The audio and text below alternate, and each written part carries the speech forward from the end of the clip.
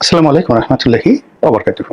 সম্মানিত দর্শক, রাজনীতিতে বিএনপিকে একঘরে করার জন্য একেবারে সর্বশক্তি নিয়ে বিএনপি বিরোধী যারা শক্তি তারা রাস্তায় নেমেছে এবং তারা যা কিছু করতে চায় তারা এই জুলাই এবং আগস্ট মাসের মধ্যেই করতে চাচ্ছে। এর কারণ হলো সামনে যে জুলাই আগস্ট চার্টার তারা করতে চাচ্ছে, এটা জনাব শাহাবুদ্দিন চুপ্পুকে সরানোর একটা টার্গেট, সেটা নির্বাচনকে পিছিয়ে দেওয়া, এরপর নির্বাচন কমিশন, এই নির্বাচন কমিশনকে পুনর্গঠন করা বা নির্বাচন কমিশনকে বাদ দিয়ে তাদের পছন্দ মতো একটি নির্বাচন কমিশন তৈরি করা। এই যে কাজগুলো, এই কাজগুলোর পথে এক নম্বর বাধা হলো বিএনপি।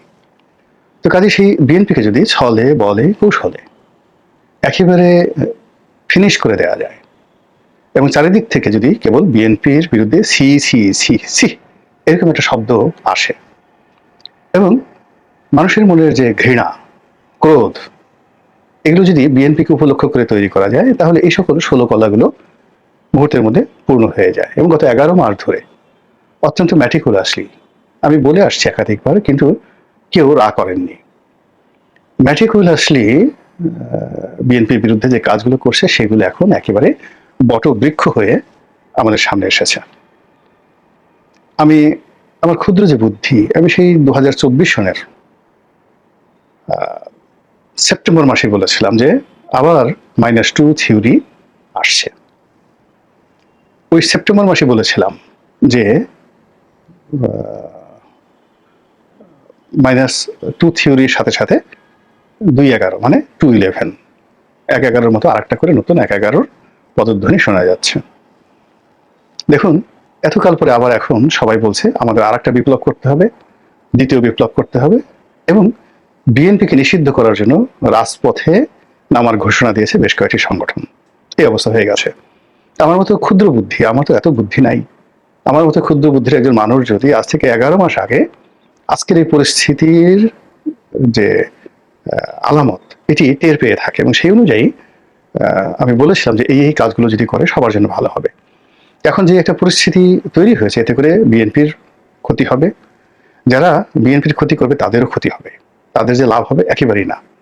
পুরো জিনিসটি একটি তৃতীয় পক্ষের কাছে চলে যাবে, পুরো ক্ষমতাটি।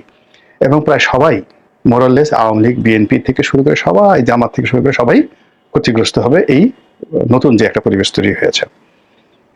তো যেটা বলছিলাম সেটি হলো বিএনপির এই যে বর্তমান যে অবস্থা, এই অবস্থা হঠাৎ করে এইভাবে তৈরি হলো কেন? এই বিষয়গুলো কি বিএনপি এখন পর্যন্ত বুঝতে পারছে যে কেন বিএনপির বিরুদ্ধে সমস্ত মানুষ বিক্ষুব্ধ হয়ে যাচ্ছে এবং এটার পেছনে পলিটিক্সটা কি? পলিটিক্সটা কি?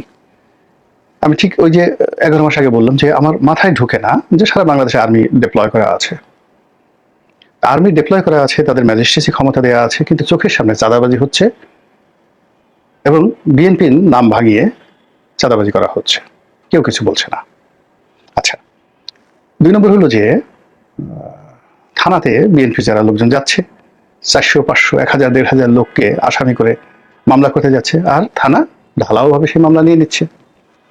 তারপর সেখানে শেখ হাসিনা 1 নম্বর আসামি, বাকি 1000, 1500 আসামি করে তাদের কাছে টাকা দাবি করা হচ্ছে, টাকা আদায় করা হচ্ছে, অনেকের সাথে নেগোসিয়েশন করা হচ্ছে, অনেকে এফিডেভিট দেওয়া হচ্ছে। এই যে সাজানো মামলা, এই মামলার সঙ্গে 100% কেন বিএনপি যুক্ত হয়ে যাচ্ছে? কেন জামাতের কোনো লোক মামলা করছে না? কেন এনসিপির নাহিদের আব্বা, সুজিব ভুঁইয়ার বাবা, নানা, খালু তারা মামলা করছেন না? মামলা কেন বারবার বিএনপির লোক করছে?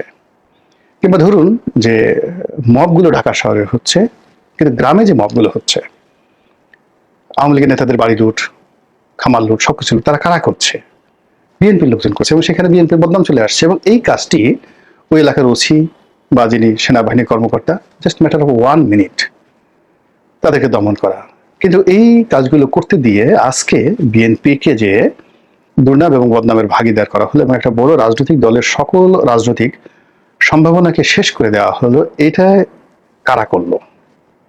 আর বিএনপি কেন এরকম একটা জিনিস হবে এটা বুঝতে পারলো না? বিএনপি কেন এর বিরুদ্ধে প্রিকশন দিল না? আমি একটা লেখা লিখেছিলাম বিএনপির কেন্দ্রীয় নেতাদেরকে উদ্দেশ্য করে। তো আমি যখন সেই আগস্ট মাসের 5 তারিখের আগে কোনো টকশোতে কথা বলতাম বা কোনো পত্রিকায় লেখা লিখতাম, ওটা বিএনপি নেতারা 2-3 বার করে পড়তেন, টেলিফোন করে আমার সাথে কথা বলতেন, খুবই তারা কৃতজ্ঞতা প্রকাশ করতেন।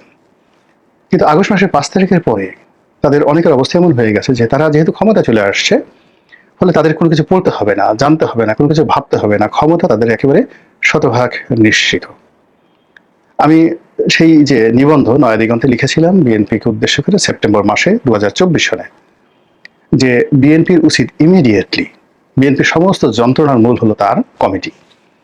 মূলত গত 15 বছর ধরে বিএনপির বেশিরভাগ নেতাকর্মী কমিটি বাণিজ্য করেছে। প্রত্যেকটা ইউনিয়নে, উপজেলাতে, পৌরসভাতে 2-3টে করে কমিটি, ছাত্র দলের কমিটি, যুব দলের কমিটি এবং বিএনপি কমিটি। এবং এই ঢাকা থেকে এক একটা কমিটি দিয়ে কোনো কোনো ক্ষেত্রে 1 কোটি টাকা, জেলা পর্যায়ের একটা কমিটি দিতে গিয়ে 1 কোটি টাকা ঘুষ লেনদেন হয়েছে এই গত 15 বছরে।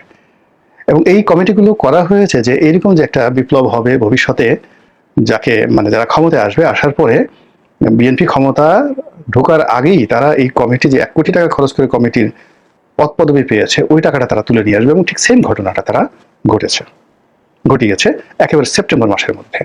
ফলে সারা বাংলাদেশে এই যে বিএনপি যে নিজেদের মধ্যে 150 খুন, অন্তর্দ্বন্দ্ব, ওই যে 3-4টা কমিটি নিজেরা মারামারি করছে, এবং তারা যেহেতু টাকা দিয়ে কমিটি নিয়েছে, সেই কমিটির টাকা উসুল করার জন্য তারা এখন কোনো আইন কানুন মানছে না, কাউকে মানছে না, তাদের কোনো আদর্শ নেই, কিছু নেই, শুধুমাত্র তারা যে টাকা দিয়ে কমিটিতে নেতা হয়েছে সেই টাকাটা তাদের উসুল করতে হবে, এবং এটা ইটস ইনভেস্টমেন্ট।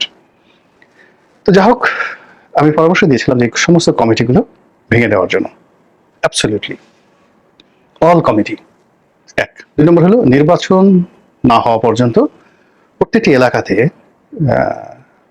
নির্বাচনী এলাকা কেন্দ্রিক 300টি নির্বাচনী এলাকা, এই নির্বাচনী এলাকায় একজন প্রার্থী থাকবে, একজন সিঙ্গেল প্রার্থী ঘোষণা করে দেওয়া হবে, এবং সেই প্রার্থীর উপর দায়িত্ব থাকবে এলাকার আইন শৃঙ্খলা রক্ষা করা, তার মনের মতো করে কমিটি গঠন করা বা তার মনের মতো করে সংগঠন চালানো। বিকজ সে নির্বাচনে জিতবে, সে জানে যে কিভাবে কাজ করতে হবে। যদি এরকম কোনো প্রার্থীর বিরুদ্ধে বদনাম আসে, সঙ্গে সঙ্গে সেই প্রার্থীকে বাদ দিয়ে নতুন প্রার্থী দেওয়া। এতে করে বিএনপি মাত্র 300 জন অভিজাত, যোগ্যতা সম্পন্ন, ধনী লোকের হাতে তার যে পাওয়ার, সেপারেশন অফ পাওয়ার, এটা দিয়ে দিলে আজকের এই অবস্থাটা তৈরি হতো না, এই কথা সেপ্টেম্বর মাসে। কিন্তু বিএনপির কেউ এটা পড়েনি। যখনই পড়েনি তখনই আমার কাছে মনে হয় যে বিএনপি আজকের যে অবস্থায় পড়ছে, এই অবস্থায় পড়বে, এবং সেই ঘটনাটাই কিন্তু ঘটে গেছে। দেখুন, আজকে লক্ষ্য করুন যে সারা বাংলাদেশে আইন শৃঙ্খলা রক্ষা করছে কারা? সেনাবাহিনী। আমরা তো কেউ তাদেরকে, জেনারেল ওয়াকারকে গালি দিচ্ছি না যে জেনারেল ওয়াকার চাঁদা নিচ্ছে। সেনাবাহিনী কিন্তু কর্নেল ঘুষ খেয়েছে, ব্রিগেডিয়ার ঘুষ খেয়েছে, কোনো একটা জায়গাতে আওয়ামী লীগের লোকজনকে ধরে সেখান থেকে সেনাবাহিনীর লোকজন টাকা আদায় করেছে, এরকম একটা সিঙ্গেল উদাহরণ তো আসেনি। এমনকি যে পুলিশের ঘুষ খাওয়ার ব্যাপারে, মানে বাংলাদেশ পুলিশের যে একটা বিরাট ঐতিহ্য, এই পুলিশ ঘুষ খেয়ে বাতাসের গলায় দড়ি দিতে পারে, সেই পুলিশেরও গত 11 মাসে ঘুষ খাওয়া, কাউকে মামলা বাণিজ্যতে ফাঁসানো, কাউকে মামলায় ঢুকানো, চার্জশিট দেওয়া, এই বদনামগুলো যেটা আওয়ামী লীগ আমল থেকে শুরু করে প্রথম থেকে ছিল, এটা কমতে কমতে এত নিম্ন পর্যায়ে চলে আসছে, এটাই এখন বলতে গেলে জামাতি পুলিশ হয়ে গেছে এখন। মানে তারা নামাজ পড়ে, দোয়া দরুদ পড়ে, তসবিহ তাহলিল করে, আর বিএনপির লোকজন তাদেরকে যেভাবে ব্যবহার করতে চায় ওইভাবে তারা ব্যবহৃত হয়ে চুপচাপ বসে থাকে। বিএনপির লোক যত বদনাম সব বিএনপির লোকের হচ্ছে। এই যে কাজটি হচ্ছে 11 মাস ধরে, বিএনপি যদি নাকে তেল দিয়ে ঘুমায়, বিএনপি যদি খালি বক্তৃতা দেয়, বিবৃতি দেয়, বা তারেক রহমান সাহেব লন্ডন থেকে শুধু যদি সতর্ক করে চক্রান্ত হচ্ছে, কাজ হবে না তো। এখানে it's the time to show the action, to take the necessary action. এখানে রিয়াকশন দেখালে কাম হবে না, অ্যাকশন দেখাতে হবে। সেই কাজটি বিএনপি করেনি। ফলে কি হলো, এই যে সারা বাংলাদেশের টেকনাফ থেকে তেঁতুলিয়া পর্যন্ত সমস্ত দায়ভার, চাঁদাবাজির দায়ভার, টেম্পো স্ট্যান্ড দখলের দায়ভার, হত্যাকাণ্ডের দায়ভার, মামলা মোকদ্দমার দায়ভার, মবের দায়ভার, কোর্ট কাছারিতে একে ডিম মারা, ওকে লাথি দেওয়া, ওর জামিন না হওয়া, এইগুলোর দায়ভার সব কিছু বিএনপির ঘাড়ে চলে আসছে। অথচ দেশ চালাচ্ছেন কে? ডক্টর মোহাম্মদ ইউনূস। কেউ তো বলছেন না ডক্টর মোহাম্মদ ইউনূস ঘুষ খাচ্ছেন, কেউ তো বলছেন না, মানে আমরা এখন যেমন ওনার যে শফিক সাহেব নামে একজন, ওনার যে প্রেস সচিব আছে, তার প্রতি অনেকেই খুব বিক্ষোভ রয়েছে, কিন্তু প্রেস সচিব কি এ যাবৎকালে একটা ঘুষ খেয়েছেন? কোনো একটা মামলার তদবির করেছেন, কিংবা উনি ঢাকা শহরে বাড়ি করেছেন, বিদেশে টাকা পাচার করেছেন, এরকম একটা উদাহরণ কেউ দেন তো। ওনার আশেপাশে লোক যারা আছেন, প্রধান মানে উপদেষ্টার কার্যালয়ের যারা লোকজন রয়েছে, আপনি তাদেরকে বকাঝকা করতে পারেন, অপছন্দ করতে পারেন, কিন্তু বিএনপির যে বদনামগুলো আছে সেই বদনাম তো ডক্টর মোহাম্মদ ইউনূসের পিয়ন, ড্রাইভার, দারোয়ানদের হয়নি। যারা দুই একজন উপদেষ্টা রয়েছেন সেই উপদেষ্টাদের এপিএস পিএসদের বদনাম হচ্ছে, এটা ঠিক আছে, কিন্তু ঢালাও ভাবে ওনার যে মূল রিক্রুটমেন্টগুলো আরো রয়েছে, যেমন বিডার আশিক, ওনার পছন্দের, বদনাম হয়নি।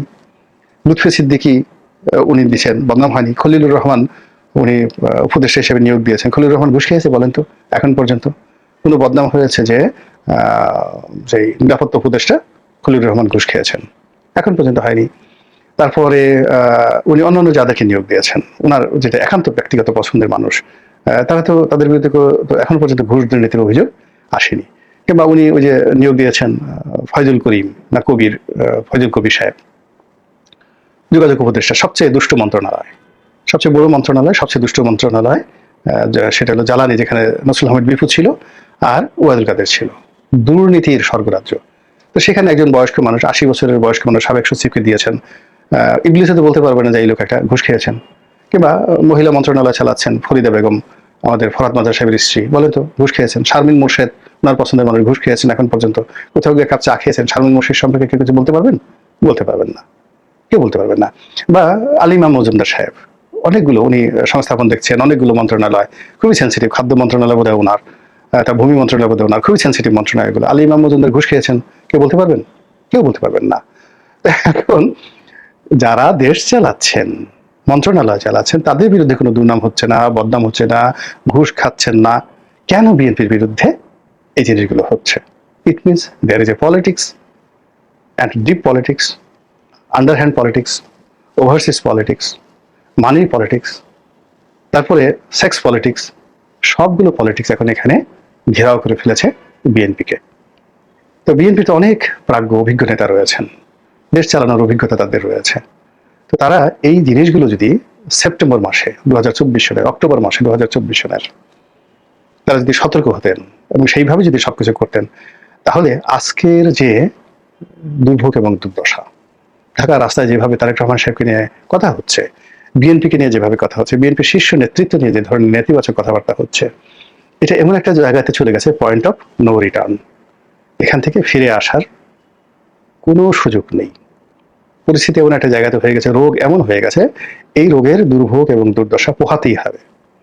এবং এই দুর্ভোগ দুর্দশা না উপভোগ করে কাঙ্ক্ষিত মাকামে পৌঁছা যাবে না। ধরেন আপনি যাবেন চট্টগ্রামে, মধ্যে নদীর ব্রিজ ভেঙে গেছে, আপনি ফেনী নদী পার হতে হবে সাঁতরে বা যে কোনো ভাবে, তো সাথে আপনি চট্টগ্রামে যেতে পারবেন না, নো ওয়ে। তো এখন এখানে একই অবস্থা, ঠিক সেম অবস্থা কিন্তু আওয়ামী লীগের হয়েছিল।